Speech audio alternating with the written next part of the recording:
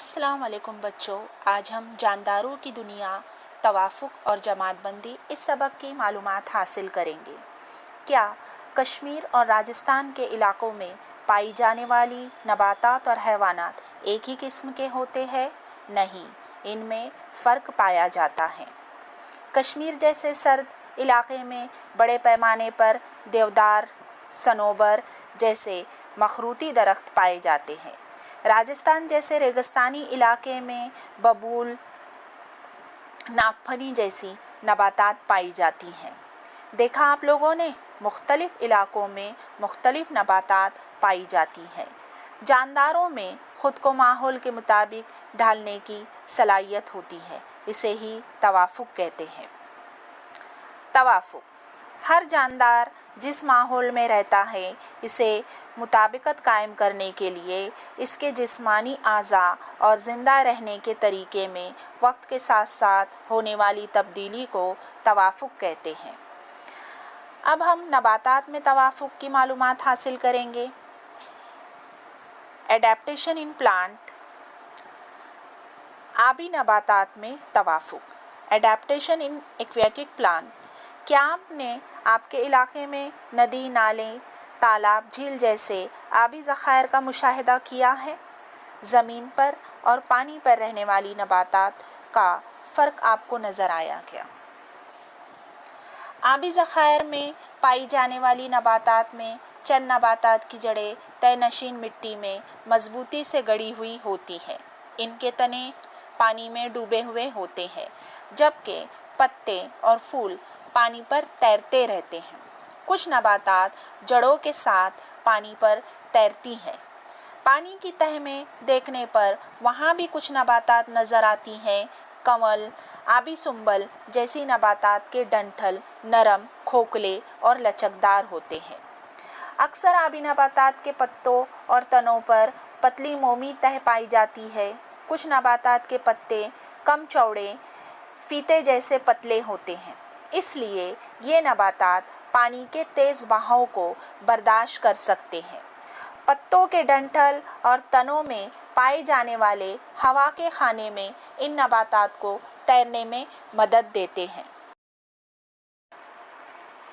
ریگستانی علاقوں کی نباتات میں توافق۔ ریگستانی علاقوں میں پانی کی بہت ہی قلت ہوتی ہے، جس کی وجہ سے ریگستانی پودوں میں پتے نہیں پائے جاتے، یا وہ بہت چھوٹے اور سوئی نما ہوتے ہیں یا کانٹوں میں تبدیل ہو جاتے ہیں۔ اس ساخت کی وجہ سے ان کے جسم کا پانی بہت معمولی مقدار میں بھاپ کی شکل میں خارج ہو جاتا ہے۔ تنا پانی اور غذا کا ذخیرہ کرتا ہے، اس لیے وہ موٹا ہو جاتا ہے۔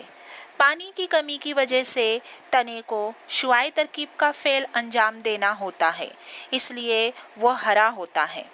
پودوں کی جڑیں پانی کی تلاش میں زمین کے اندر خوب گہرائی تک جاتی ہے، جبکہ کچھ جڑیں دور تک پھیل جاتی ہیں۔ ان نباتات کے تنوں پر بھی مومی مادے کی موٹی تہہ پائی جاتی ہے۔ نباتات میں توافق۔ ایڈیپٹیشن ان سنوئی ریجن پلانٹس، برفانی علاقوں کی نباتات کی ٹہنیاں نیچے جھکی ہونے سے ان کو کیا فائدہ ہوتا ہے؟ برفانی علاقوں کی اہم نباتات میں دیودار، صنوبر جیسے مخروطی درخت شامل ہے۔ ان کی ساخت مخروطی ہوتی ہے، ٹہنیاں نیچے جھکی ہوئی ہوتی ہیں۔ ان علاقوں میں خوب برف گرتی ہے اور سردی بھی زیادہ ہوتی ہے۔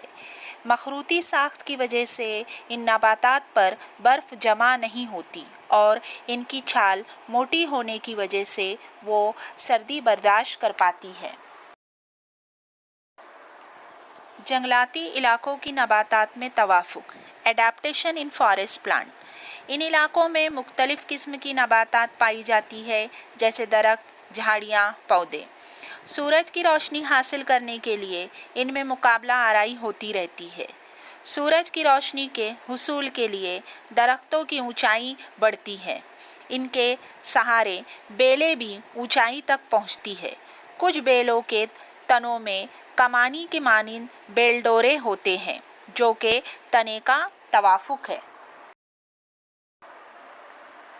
घास के इलाकों की नबातात का तवाफुक, एडेप्टेशन इन ग्रासलैंड प्लांट। घास के इलाके में बड़े पैमाने पर छोटी छोटी झाड़ियाँ और कई किस्म की घास उगती है। ये घास अपनी रेशादार जड़ों की मदद से ज़मीन की झींच को रोकती है।